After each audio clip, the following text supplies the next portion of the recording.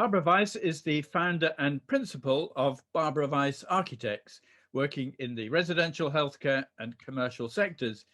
She's a co-founder of the Women in Architecture campaign, the Skyline Campaign, as well as Save Victoria Tower Gardens, which is trying to stop the Holocaust Memorial being built in a park. So, Barbara, can we start by you telling me about the work of your practice at the moment and what impact the pandemic has had on the office? Very interestingly, we are very busy at the moment. Totally unexpected. And I'm still wondering whether it will last. It feels very surprising. We had a few very difficult years in the past, and it was largely due to the Brexit uncertainty. And then, of course, everything came to a grinding halt with COVID. But in a way, Brexit was far more damaging to us. The uncertainty of Brexit was far more damaging to us. Now there seems to be quite a pent-up demand. And so we are trying to decide which way to go, which way to jump, because our numbers, our staffing numbers are much lower. And we need to start gearing up. We're busy with both very small jobs and quite large jobs, and nothing sort of in between. So the larger jobs are 3 mansion blocks, which are something very dear to my heart because I love them as a typology. So we're busy refurbishing and extending mansion blocks in Marylebone, 2, one for the Howard de Walden Estate listed building, and then one in Battersea, a very beautiful Edwardian mansion block. And then we're busy doing small domestic again, which I hadn't touched for a number of years. It seemed to have dried up. Amongst the new projects, we are glad to have been appointed recently to do more medical work, which is a sector that we particularly enjoy working on. And that is on the back of our project in Wokingham for a very large medical center, which won several awards, and one that we're very proud of. I must say I regret the fact that it seems as if offices are becoming less international because of Brexit. And also, I'm not at all a fan of this working from home.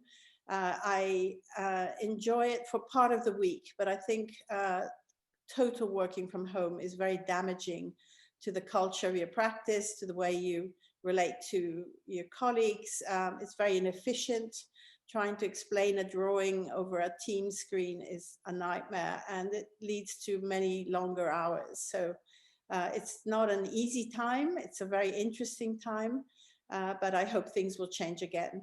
You started the Skyline campaign after NLA published figures about the number of tall buildings in the pipeline. That was back in 2014. So over that period, what impact do you think the campaign has had? Like you, I'm sure it's hard to believe that 7 whole years have gone by. And I'm still very proud of the Skyline campaign, and I'm also still very involved in the Skyline campaign, albeit less on a daily basis, but it is very much part of what I do. So I can say that the effect of the campaign has certainly been one to raise awareness. We worked very, very hard in the early years to make people know what was coming to London and what it was going to look like. And quite shockingly, it is looking exactly like what we anticipated from our horror images taken from renders and so on. So apart from raising awareness, we stopped quite a few major buildings. The one I'm most aware of is stopping the Paddington Pole, which came as a fantastic prize to a lot of effort.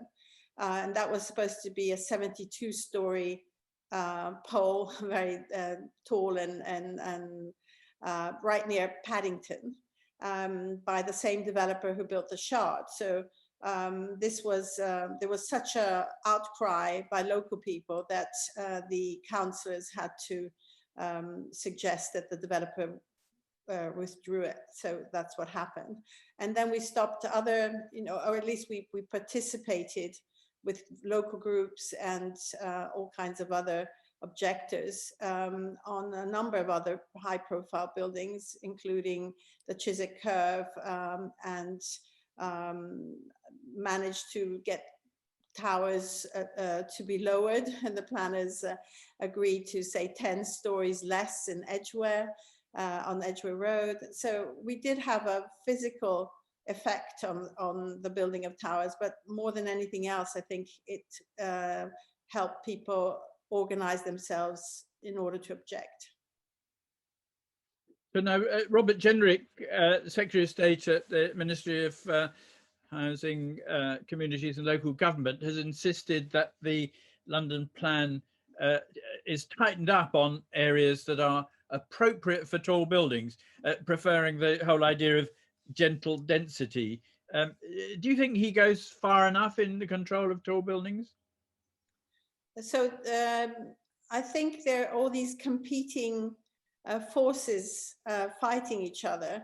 And this has been the case now for several decades, since sort of Ken Livingstone started this whole renewed interest in having a few, and in his case, commercial tall buildings. And then it was followed through by Boris and Sadiq. And everybody tries to promise that they will be the custodians of London, and they will be much more attentive to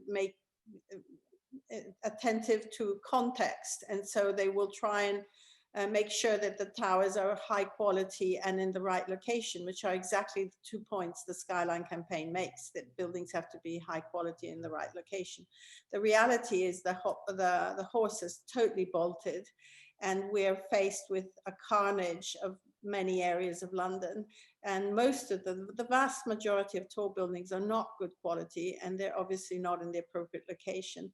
So Jenrick coming along and once again saying that he's got to try and make sure that the location is appropriate is a step in the right direction, but obviously doesn't go far enough. So it is very interesting that now the government is coming up with this model code, this series of principles that should be followed when choosing what to build where. But it's still dependent on people agreeing as to what's appropriate, people having the right skills to understand and be able to describe a context or describe what is appropriate. And I feel that a lot of that is still missing. We are not prepared for tall buildings, and in the absence of those skills and those abilities and the funding to do it, I think we should have a moratorium. We have enough towers, and continue building them is just perpetuating this terrible destruction of London views. The main thing is tall buildings are so visible that it's not enough to say that you have to check the area around them, because the effect of them is on the city as a whole. The model design code will ensure that tall buildings are in city centres, and you talked about the right building in the right place. Do you think that city centres are the right place for tall buildings? My opinion is that it's all down to character of the site, and I am not convinced, or I'm to be convinced, that that historic Europe is the right place for tall buildings, particularly steel and glass ones. I just think they're anomalous.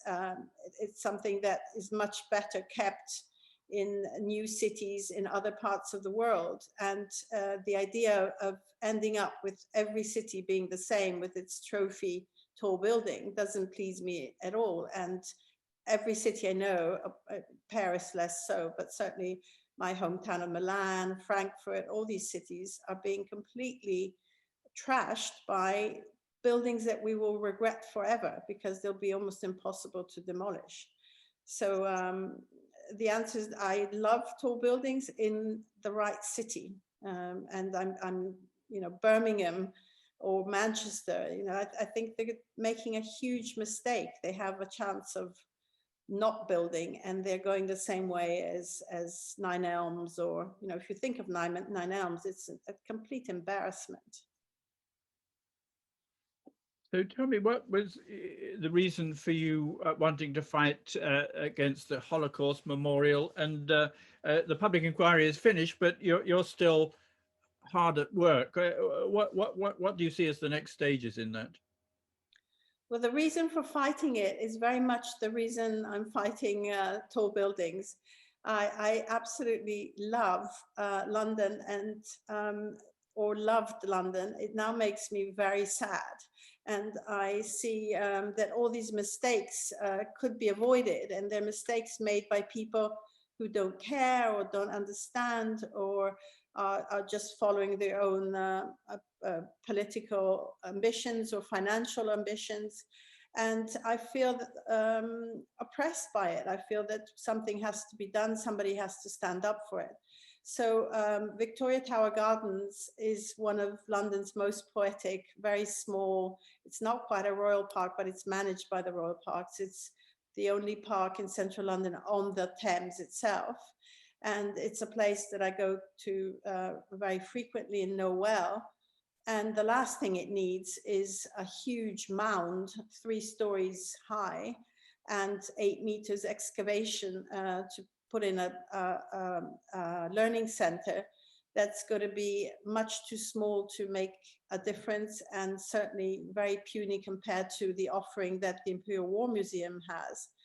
And by digging 8 meters down, it's probably going to kill quite a few of these wonderful plane trees. And how can you, as a Londoner, sit by and let it happen? And it's just unthinkable that we would, you know, just kiss goodbye to a London park.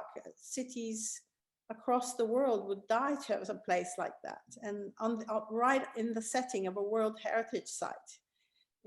So that's why I'm fighting it. And what remains still to be done is obviously to get the politicians to agree that that the Imperial War Museum is a far better location, and make a U-turn on that, which they can do because it's also in the floodplain, and therefore there's a real risk of people drowning in the 8-meter hole, as we know. Good. Well, Barbara, thank you very much for your views. We haven't always agreed on the tall buildings debate, but I enormously respect your passion and your ability to raise the quality of debate in London about how we create a better city. Thank you very much. Thank you. Thanks very much.